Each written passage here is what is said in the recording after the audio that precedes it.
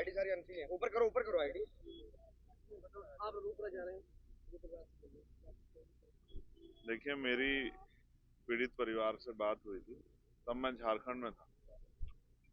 कल चुनाव प्रचार खत्म हुआ है, आप और मैं जानते हैं इस बात को। झारखंड, महाराष्ट्र और यूपी का जो उपचुनाव है, तो हम लोग छुट्टी नहीं रखते हैं। मैंने परिवार से वादा किया था जैसे ही मैं चुनाव प्रचार से फ्री हो जाऊंगा, ये ताकत बनेगी तो जुल्म होना अपने आप बंद हो जाएगा। तो हम ताकत बनाने का काम कल तक का हमारा था। आज मैं सुबह ही वहां से निकला और आज परिवार से जाकर मिलूंगा। अभी तक क्या कार्रवाई हुई, अधिकारियों से बात करूंगा। उस दिन मेरी सभी अधिकारियों से बात हुई थी। नामजद आरोपी कितने गिरफ्तार हुए, इस घटना का मुख्य वजह क्या है, परिवार को जो मुआवजा मिलना था उसमें क्या सरकार का रुख है, कार्रवाई क्या हुई है, भविष्य में ऐसी घटना ना हो उस पर सरकार का, एडमिनिस्ट्रेशन का, पुलिस का क्या रुख है, ये सब जानने का विषय है। तो आज मैं जाऊंगा, पहले परिवार से मिलूंगा, फिर मीडिया साथियों के साथ सब चीजें शेयर करूंगा। क्योंकि जो इन्फॉर्मेशन मेरे पास है, शायद ऐसे बहुत सारे लोग हैं जिनको बचाया गया, जिनका नाम होना चाहिए, जो इस घटना के सूत्रधार है उनको बचाया गया। बाकी मैं पीड़ित परिवार से मिलकर, आप समझिए अगर उत्तर प्रदेश में खुलेआम गोलियां चल रही हैं तो उत्तर प्रदेश की सरकार और मुख्यमंत्री कही कानून व्यवस्था बहुत अच्छी है, तो ये एक मजाक है। और उसके बाद कार्रवाई ना होना, कार्रवाई के लिए परिवार को डेड बॉडी को रखना पड़ना, ये उससे भी ज्यादा जो है, ये मैं कहूंगा कि ये दुखद है कि जब पुलिस और प्रशासन पर, सरकार पे जनता का भरोसा खत्म हो जाए। तो लेकिन बताया जा रहा है कि निर्मल पुलिस ने कार्रवाई करते हुए काउंटर भी करा था, उसका परिवार अब जाके पता लगेगा। मगर आप सोचो, इनकाउंटर करने की नौबत क्यों आन पड़ रही है? अगर पुलिस खाकी का इकबाल में इतना बुलंद है तो फिर ऐसी घटनाएं कैसे? सरेआम गोली लगना, आप समझ रहे हैं? ये सीरिया नहीं है, ये पाकिस्तान नहीं है, ये दिल्ली से 50 किलोमीटर के अंदर का एरिया है। आप समझिए ना, अगर जहां देश की राजधानी, जहां प्राइम मिनिस्टर हैं, होम मिनिस्टर हैं, डिफेंस मिनिस्टर हैं, प्रेसिडेंट हैं हमारे, जहां से 50 किलोमीटर के अंदर सरेआम गोलियां, तो कौन सुरक्षित है? इसकी जिम्मेदारी कौन लेगा? होना चाहिए रोज। और क्यों नहीं गिरफ्तार है? इसलिए कि मरने वाला दलित का बेटा, इसलिए गिरफ्तार नहीं कर रहे हो?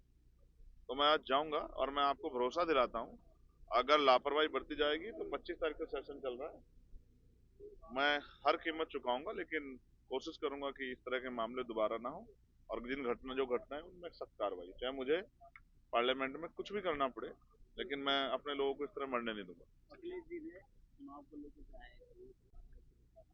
अखिलेश जी क्या कह रहे हैं, मुझे इस पर ज्यादा चिंता का विषय मेरे लिए, मेरा बड़ा चिंता का विषय ये है कि अभी जो मेरे को इन्फॉर्मेशन है, कुंदरकी में दलित और मुस्लिम बाहुल्य गांव में बीएलओ ने पर्ची नहीं बांटी है। और जब पर्ची नहीं होंगी, और मेरे पिछला चुनाव याद है, अपना खुद का चुनाव याद है, जब पर्ची ना होने के कारण दूसरी पर्ची लेके जो मतदाता है वो बूथ पे जाता था तो पुलिस उसको रोक देती थी, कहते पर्ची लाओ, और पर्ची बांटी नहीं है। तो सरेआम लोकतंत्र का गला घोटा जा रहा है, ये किसी छिपा हुआ नहीं है। चाहे मीरापुर हो, चाहे गाजियाबाद हो, चाहे कुंदरकी हो, हर सीट पे आजाद समाज पार्टी मजबूत चुनाव लड़ रही है। शायद ये भय है जिसके कारण जो है एडमिनिस्ट्रेशन और पुलिस जो है इस तरह की कार्रवाई को अंजाम दे रही है। और मुझे लग रहा है चुनाव आयोग शायद जो है वो गहरी नींद में है, उनको ही दिखाई नहीं दे रहा। मैंने चुनाव आयोग को लेटर लिखा कि इस पत्र को पढ़ के आप इसका संज्ञान लीजिए। शायद अभी चुनाव आयोग सोया हुआ है, उसको दिखाई नहीं दे रहा है, लेकिन अगर कल जब मत पड़ेगा, इसी तरह की कार्रवाई हुई, तो मैं आपको विश्वास दिलाता हूं कि हम पीछे नहीं हटेंगे। हम फेयर चुनाव के लिए, जो संविधान का मंशा है कि फेयर चुनाव हो, निष्पक्ष चुनाव हो, उस निष्पक्ष चुनाव कराने के लिए अगर हमें आंदोलन करना पड़ा तो हमने अपने साथियों को कह दिया कि हम आंदोलन के लिए तैयार।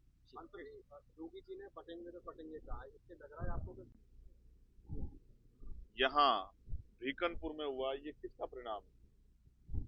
और ये काटने वाले लोगों ने किया है या बांटने वाले लोगों ने किया, ये भी बताना चाहिए। और ये भी बताना चाहिए, मैंने ऐसे असंवेदनशील, जिनके अंदर की ममता, जिनके अंदर का प्रेम बिल्कुल मर गया हो, ऐसा मुख्यमंत्री मैंने नहीं देखा है।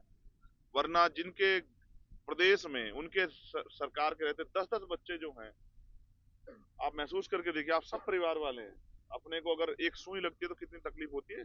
जिनके बच्चे जिंदा जल गए, जिनकी माँ की कोख सूनी हो गई, और मुख्यमंत्री मुस्कुराते प्रचार कर रहे थे कि सिर्फ सत्ता ही चाहिए। उन परिवारों से मिलने का, उनके आंसू पूछने का समय नहीं लगा मुख्यमंत्री को? उनके लिए दो शब्द कहने का समय नहीं लगा? जांच करा रहे हो, कौन सी जांच करा रहे हो? आप ही की सरकार में तो हो रहा है। दिखा नहीं? हमने कितनी बार कहा कि कोरोना काल के बाद या गोरखपुर मेडिकल कॉलेज के बाद हमेशा ऐसी घटनाएं लगातार हो रही हैं। क्या कर रही है सरकार? बस सिर्फ बंटवारे की बात, सिर्फ जो है हिंसा की बात, और हिंसा करके या हिंसा की बातें करके मुख्यमंत्री वोट तो बटोर लेंगे लेकिन जन समस्या का समाधान नहीं करते। आज पढ़ा लिखा नौजवान बेरोजगार घूम रहा है। 1,42,000 वैकेंसियां टीचरों की जिनको नहीं भर रहे, 27,000 स्कूल बंद कर रहे हैं। किनके रास्ते बंद होंगे? किसानों के बच्चों के, गरीबों के बच्चे के। सरकारी स्कूल में ग्रामीण क्षेत्रों में किसान और गरीब समुदाय रहता है, इनके बच्चों के रास्ते बंद होंगे। शिक्षा नहीं मिलेगी तो मेहनत मजदूरी करके लेबर क्लास बन जाए, कभी मुख्य धारा में नहीं आ पाएंगे। कैसे देश तरक्की कर जाएगा? ये जो झूठ है बेनकाब होगा और जनता वोट की चोट से देखना आप कल सबक सिखाएगी भारत।